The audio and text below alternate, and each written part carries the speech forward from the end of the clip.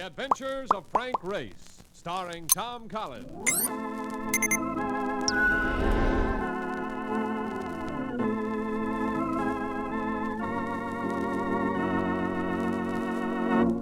The war changed many things, the face of the earth and the people on it. Before the war, Frank Race worked as an attorney, but he traded his law books for the cloak and dagger of the OSS. And when it was over, his former life was over too. Adventure had become his business. The Adventures of Frank Race.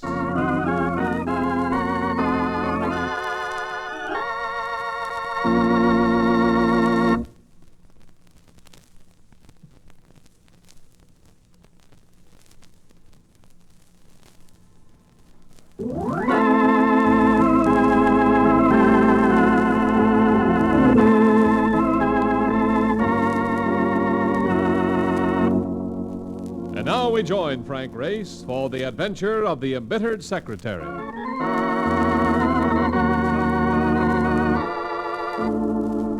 Fifth Avenue and a turtleneck sweater. The avenue was mellow under a mid-afternoon sun, and the sweater was mellowing my sales resistance as I thought of what it would do to a young lady of my acquaintance who happens to be the outdoor type and prefers it in men. I had just about made up my mind to step into the shop and make the purchase when a reflection in the window sent my glance to the disapproving face of Mark Donovan. Oh, no. You ain't gonna buy that thing. What thing? That sweater. I was thinking about it. You see, there's a girl I know that... It's yellow. There's nothing like color where this girl's concerned. It'll make you look like a canary, and that ain't good. Even for a guy with your build. You don't think I should, huh? Definitely not. Now, on a dame, if that sweater was a little smaller... Yeah, I know. But for Race, it's out. No. Don't be so unhappy about it. Just stick to women that go in for pinstripe suits. It's simpler. What are you doing around here, anyway? Catching up with you? A call? Huh? From Max Fain of the Coastal Life Insurance Company, and since I am parked double, and there might be a cop along any second. We must rush. Yeah. First, you spoil my day by nixing that sweater, then you want to push me headlong into work. Race, I am just trying to be helpful. You know, Marcus, there are times when you're so helpful, I'd gladly sell you into slavery. Let's go.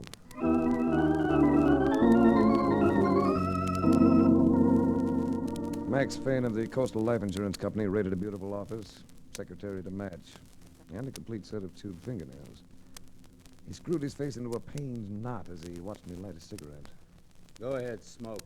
I have to lay off for things. You should have sent word. I'd have brought along some Cubebs. What a business. You know Chuck Hardy?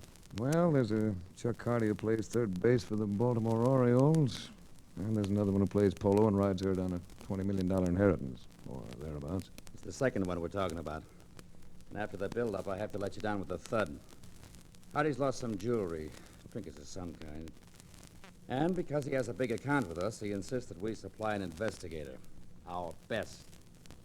Will you do it, Race? Of course, Max. Never can tell where those things will lead.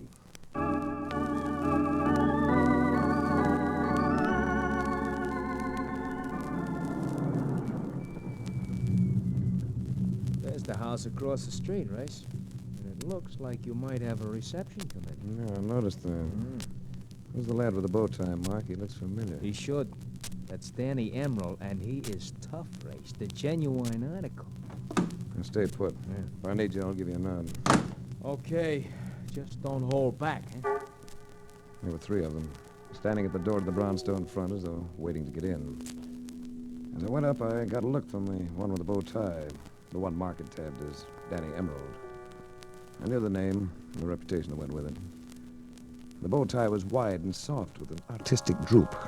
But looking into that face, no one was going to comment on it. Where do you think you're going, chum?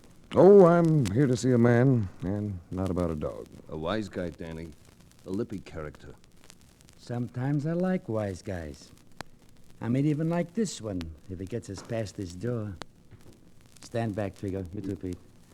When that butler looks through the peephole and just sees this guy, maybe we'll all go in. I think I'd rather go in by myself. You don't like company, is that it? You want to be antisocial? I just want to go in by myself. Me, I like company. I ain't antisocial at all. So I'm going with you. Me and the boys. You don't really want to do a thing like that. It'd be in bad taste. What I tell you, Danny. A wise guy. I don't think the butler's coming anyway, so if you don't mind... Wait a second, wise guy. Rushing off like that. Danny might want to talk to you. Mightn't you, Danny? You have a strong grip. Sure.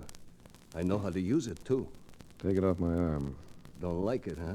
Too rough for you, is it, wise guy? I said take it off my arm. And if I don't, just what are you gonna do about it, wise guy? Just this.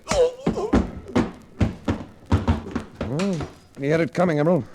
Hold it, Trigo. No, Danny! I said hold it. You broke my watch! You can get another one.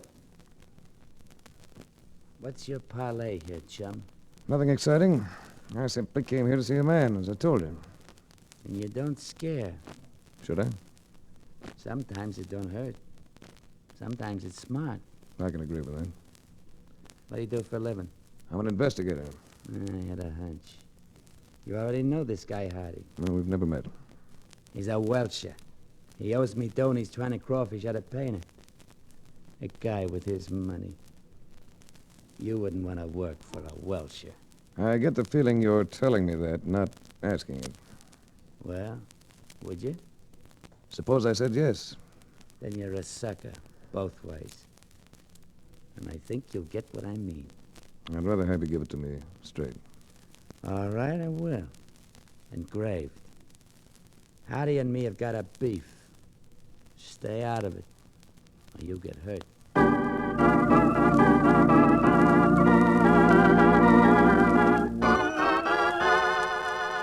I tried the Hardy Menage about an hour later. Got the same result. No response. I headed for home after that. Puzzled a little by Danny Emerald's place in the picture, but not particularly intrigued. From where I looked, it seemed pretty much like an uninspiring sort of case. In front of my apartment house, a man got out of a car, moved to intercept me. He was young, blond. His features had been freshly battered by someone's fists. You don't happen to be Mr. Race, do you? That's right. I'm Tom Enders, secretary to Mr. Hardy. He's out at the Larches, and he'd like to see you there. And where is the lodges? It's his estate up the river, about 20 miles the other side of Yonkers. You don't need to bring anything. I've got the car ready. Well, it should pick up a couple of toothbrushes, don't you think? We have those, too. We have everything at the Larches, including trouble. Just the same, I took time to pack a bag. Then I sat beside Enders while he nosed a 1949 Cadillac convertible out of the city and northward along the Hudson River. I understand you're coming up to investigate the missing jewelry. That seems to be it. A few $100 worth of medals, and Hardy goes crazy. You sound bitter. I sound that way all the time. It's my natural tone. What does Danny Emerald have to do with Hardy? I wouldn't know. Who is Danny Emerald? A lad who's learned to make gambling pay. You're bitter. You've been battered. What's the story? My boss doesn't trust me. Hardy? Mr. Hardy. For a while, he had the idea I might have taken the stuff. You? And because I wouldn't admit it, Mr. Hardy became angry. And when he gets angry, Mr. Hardy likes to maul people. Mr. Hardy is very good at mauling people. He was Olympic light heavyweight contender in 36. Well, what do you do about a situation like that? Me? I just stand there and take it. I got a wife and a couple of kids. I'm 33 years old. During the war, I spent almost 4 years in the Army, and that takes a chunk out of a man's life. Gets to be that a job's a job. So it seems worth it. Not to me alone, it doesn't. Having the wife and the kids, well, a job's a job. Who else beside Hardy will be at the lodges? Quite a few people, including a woman who will make you forget everything but your name.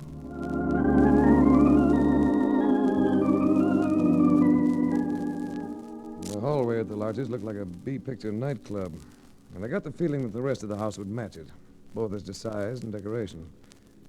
Anders and I took a small elevator up to a custom-built gymnasium. It had been finished in leather and chrome and finely stained wood, but it smelled like all gymnasiums. It affected me as being the first really human thing about the place. As I watched, a vivacious blonde pinwheeled across a large mat. And watching her languidly was a man with the features of a Colorad and eyes like bad wishes. Anders and I walked across to him. And I met Chuck Hardy, 9-goal polo player. I've been wondering when you'd get here. I called at your place in town. You had another visitor at the same time. A lad by the name of Danny Emerald? Oh? You seem to have designs on your peace of mind. Emerald and I had a disagreement about a bet. I wired him this morning that he'd get the money from Enders tonight. That doesn't really concern you, does it? I had an idea that the news might be of some interest to you. My only interest lies in getting back the items that were stolen from me. I understand that what you lost doesn't have a great deal of value. It does to me. Small stuff, sometimes hard to recover. Look, Junior, I want those things back. I'd like that understood. I'd like something understood, too. I've suddenly developed a conviction that you and I aren't going to be compatible. Maybe no one's ever mentioned it to you, Hardy, but you're about as agreeable as a wad of gum on a throttle pedal. Get yourself another boy. I'm going back to town. I wanted no further part of the Hardy setup, so I found a phone, called the nearest village to check on train reservations. I learned that the next train out wouldn't be leaving for another 4 hours. I also learned that the village had no taxi service available. I was mulling over the prospect of a 6-mile hike when I noticed the girl who'd been gyrating in the gym. Where there was another young woman, a tawny-skinned, flame-haired girl who gave me a what are you going to do about it look that made me breathe deeply to maintain my poise. It was this one who spoke to me. Running away, Mr. Race? That's quite an opening. Where do we go from there? I'd like to see you stay. Anyone with the nerve to say no to Chuck Hardy is needed around this place. Am I to believe that you can't swim? Not I or any other woman in the world. Not Chuck Hardy. Well, if he doesn't go for you, he's kidding himself that he's alive. Merrill, I knew I was going to like this man. I get the impression you don't care for our host. Then why stick around? Touché. You can be very direct, Mr. Race. Just matching your mood. Get along with Chuck once you know him. Merrill here likes polo. That's why she likes Hardy. People who go for polo all adore Hardy. Jerk. There's nothing quite so fascinating as a lovely woman who uses earthy language, particularly when she has red hair. What's your name? Jake Conlon. And in case you don't know, this is Merrill Reed. Hello. Both interesting people. I'm sorry I can't stick around to know you better. Oh, if you're stuck for transportation, take my car. Just leave it at Nagel's garage for me. Be still, Merrill. I don't want him to go back. Oh, sorry, lovely, but this place curdles my ego. All right, Merrill, I'll take you up on the loan of that car. Thanks. It's a green town and country. Here are the keys.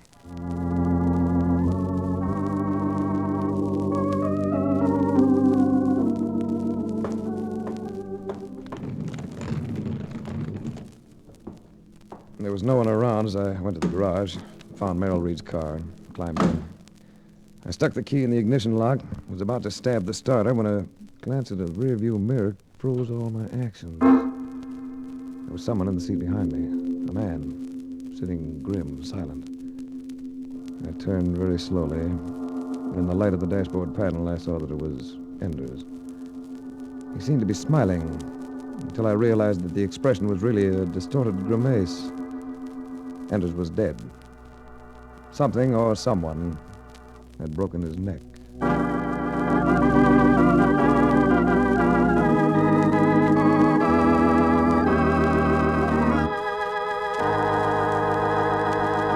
We'll return to the adventures of Frank Race in just about 1 minute.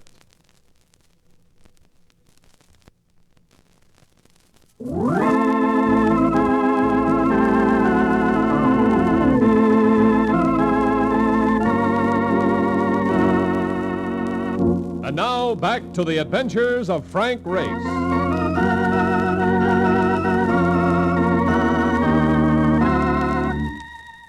Crime is a funny thing. You get into a part of it that starts out in a small way, and suddenly you find yourself in the middle of something big and ugly. I crawled into the back seat of the Chrysler.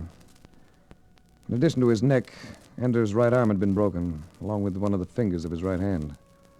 At his feet, I noticed one of those new pencil cigarette lighter combinations. I stuck this in my pocket and went back to the house. I found Hardy in his study with him, a middle-aged woman with a sweet face and a quiet smile. But Hardy made no effort to introduce us. I thought you were getting lost. I was on my way, but I thought I'd better tell you that your secretary is dead. Enders? Dead? What is this, a gag? He's sitting in the back of that green Chrysler in your garage. Sounds like a job for you, Martha. Or the coroner. Mr. Race, I'd better introduce myself, since Charles never bothers with trivialities. I'm Dr. Clemson, the Hardy family physician. I'm sure you can't do anything for Enders, Doctor, but you might take a look. I'll come right away.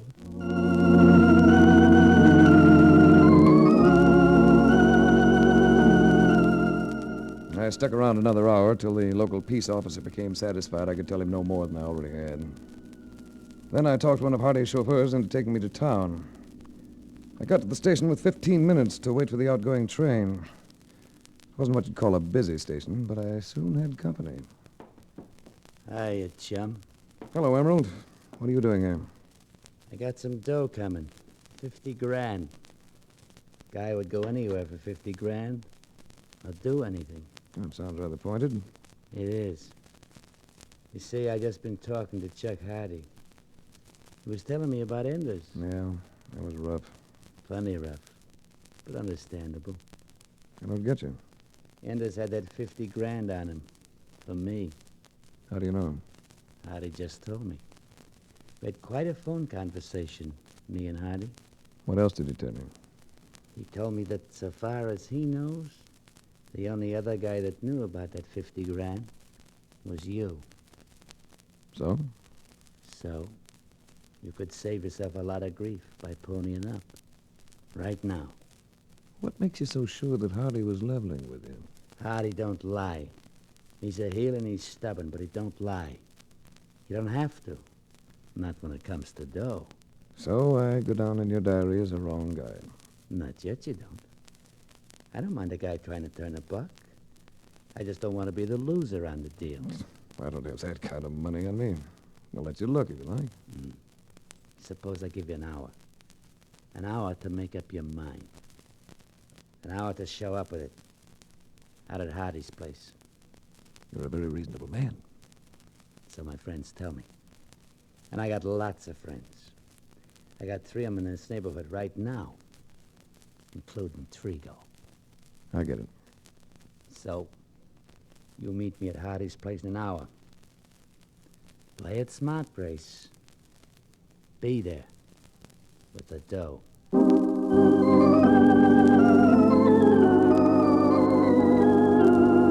I went to the local drugstore, called New York City. Was lucky enough to get Mark Donovan right away. Hey, what are you doing, Race? Having yourself a time? You're having a wonderful time. Wish you were here. Huh? What's wrong? How soon do you think you could get here? A place called The Larches, 6 miles west of Glenview. Let me see. Oh, maybe like 45 minutes. Well, that'll do. And Mark, Yeah. bring along that end wrench of yours. Back at the Hardy place, I encountered only a couple of servants who eyed me vaguely. I wandered about for a few minutes and finally blundered onto a rather spectacular mezzanine that overlooked the gigantic dining room. It was as I stood here that Merrill Reed appeared. You mind if I say I'm surprised? At seeing me back? You were so definite about your intentions to leave. Forces beyond my control have entered the picture. It's a big room, isn't it? It is. I don't have to stretch my imagination to see Hardy sitting at the head of that table, throwing bones to his boarhounds. But never mind, Hardy. I'd rather concentrate on you. Oh, Look quite fetching in that evening gown. thanks. But Jade got the same reaction in just a sweater and shorts, didn't she? Nobody's going to overlook you, baby. You're a huskier girl. But it's packed in all the right places. As a matter of fact... Don't try to kiss me, Race. Not unless you really mean it. How can I know what I mean till I've tried it? Here. No. I had my arms around her, but she twisted sharply away and left me standing there, feeling as a male usually feels under such circumstances, miffed, a little incredulous. I waited a few minutes, then moved out into a large hall where I ran into Dr. Clemson. Oh. You look like a man with a purpose. I'd like to find Hardy. May I ask what for? Well, you're a family friend. I'm afraid you might not be in sympathy with my plans. I like you, Race. I've known you scarcely long enough to say hello, but I like you. So I'm going to give you a warning. Don't cross Charles Hardy. He's headstrong, he's arrogant. And he has the power to be more vicious than sin. Thanks for the tip. Do you know if the police are still here? No, they left. About half an hour ago. and took that boy's body with him. How do they figure this business? Well, they're inclined to believe it was an accident. They think Enders might have fallen going down those concrete steps inside the garage. And then planted himself in that car? He could have crawled to the car, Race. It's possible. Yes, I suppose it is possible. I'm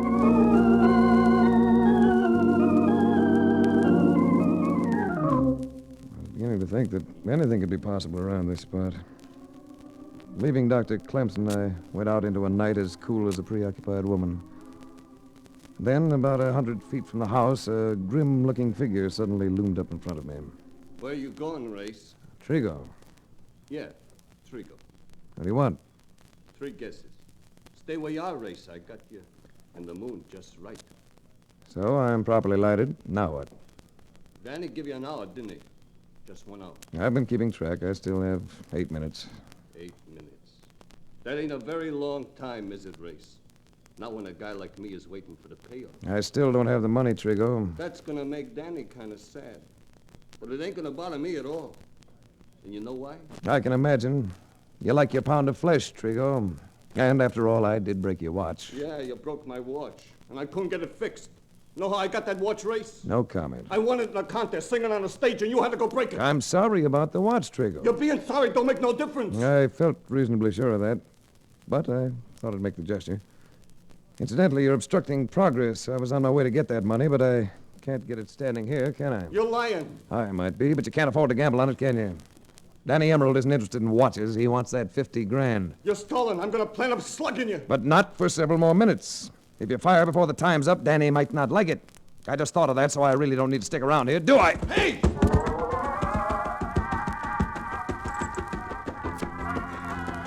I paid no attention to his yell. Just kept legging it for the house, away from that gun in his hand. But I could hear him coming right behind me.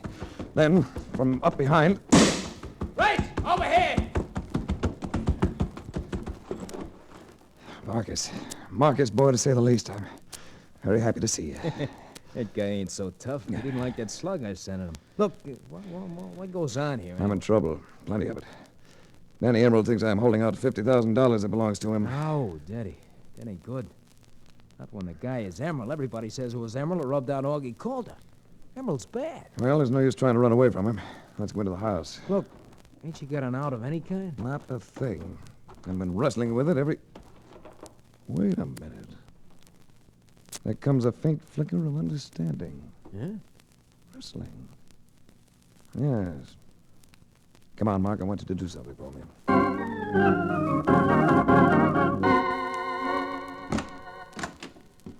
Come on in, Race. We've been kind of waiting for you. Looked like the gathering of a clan. There was Hardy and his 3 feminine guests. And Emerald had with him 2 of the friends he had mentioned. I told myself I could probably expect Trigo at any second. Race, we thought we heard a shot a moment ago. Well, nothing important, Dr. Clemson. It missed. Emerald, I may as well give it to you straight. I don't have that money. I've never had it. What are you trying to prove, Race? That you don't scare?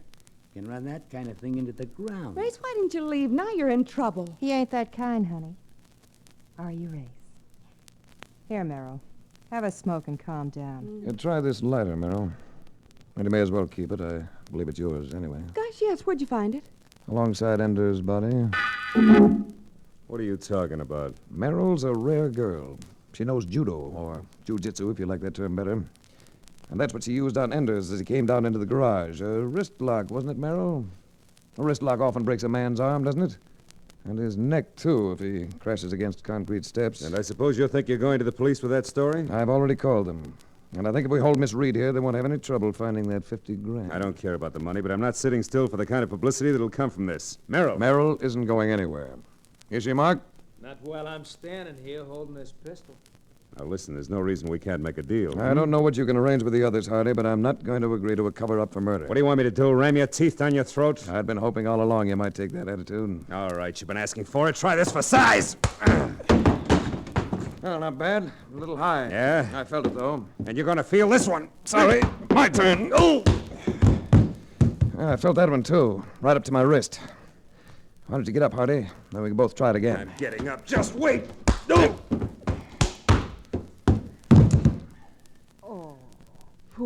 Mr. Hardy. Let's all stay put now, till the police get here. And that goes for you, too, Emerald. I ain't making a single move. Race, will you teach me to handle myself like that? Think of the interesting things I could do to all the moiling males I meet. I don't know, Sugar. I've got plans for you, but they don't include boxing lessons.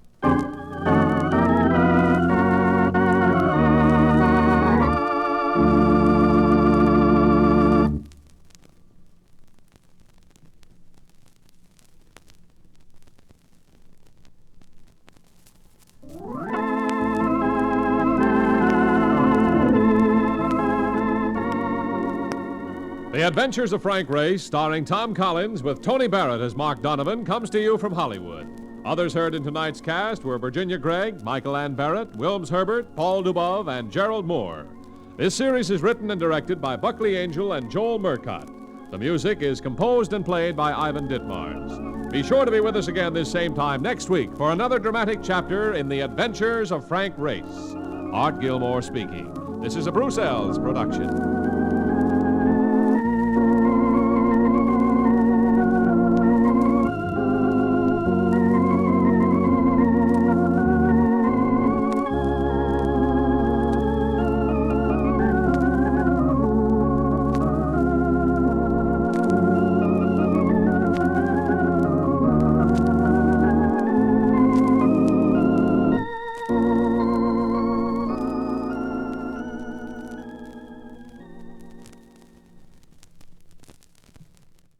Enjoying the timeless classics on Golden Age Radio? If you're loving the nostalgia and captivating stories, consider supporting our channel with a tip. Your generosity helps us continue bringing you the best of vintage radio entertainment. Simply click on the link in the description. Thank you for being part of our community. Lost in Brazil invites you on an unforgettable journey, where every moment is an adventure waiting to be discovered. Join us as we uncover the soul of Brazil, one incredible experience at a time. Click on the link in the description and embark on the ultimate Brazilian odyssey. You have been listening to Golden Age Radio, rumble.com/C/GAR, brought to you by G3PL.com. Don't forget to subscribe for more videos.